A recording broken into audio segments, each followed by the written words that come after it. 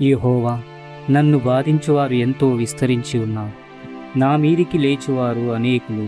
దేవుని వలన అతనికి రక్షణ ఏమీయూ దొరకదని నన్ను గూర్చి చెప్పువారు అనేకులు.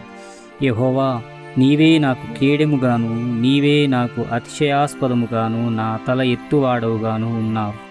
ఎలుగెత్తి నేను యెహోవాకు మొరపెట్టునప్పుడు ఆయన తన పరిశుద్ధ పర్వతము నుండి నాకు ఉత్తరమిచ్చును.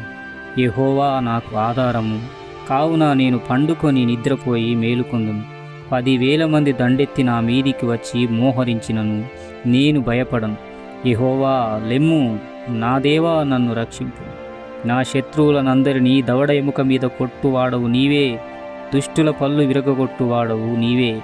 రక్షణ యెహోవాది, నీ ప్రజల మీదికి నీ ఆశీర్వాదము వచ్చునుగాక. నా నీతికి ఆధారమగు దేవా, నేను మొర్రపెట్టునప్పుడు నాకు ఉత్తరమిమ్ము. ఇరుకులో నాకు విశాలత కలగజేసిన వాడవు నీవే. నన్ను కరుణించి నా ప్రార్థన అంగీకరించుము. నరులారా, ఎంతకాలము నా గౌరవమును అవమానముగా మార్చెదరు? ఎంతకాలము వ్యర్థమైన దానిని ప్రేమించెదరు?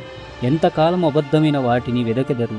యెహోవా తన భక్తులను తనకు ఏర్పరచుకొనుచున్నాడని తెలుసుకొనుడి.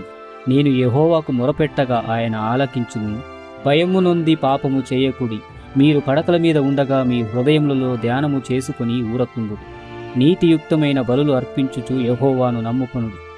మాకు మేలు చూపువాడెవడని పలుకువారనేకులు. యెహోవా, నీ సన్నిధి కాంతి మా మీద ప్రకాశింపజేయుము. వారి ధాన్య ద్రాక్షారసములు విస్తరించినాటి సంతోషము కంటే అధికమైన సంతోషము నీవు నా హృదయంలో పుట్టించితివి. యెహోవా, నెమ్మదితో పండుకొని నిద్రపోదును. నేను ఒంటరిగా ఉండినను నీవే నన్ను సురక్షితంగా నివసింపజేయుదువు.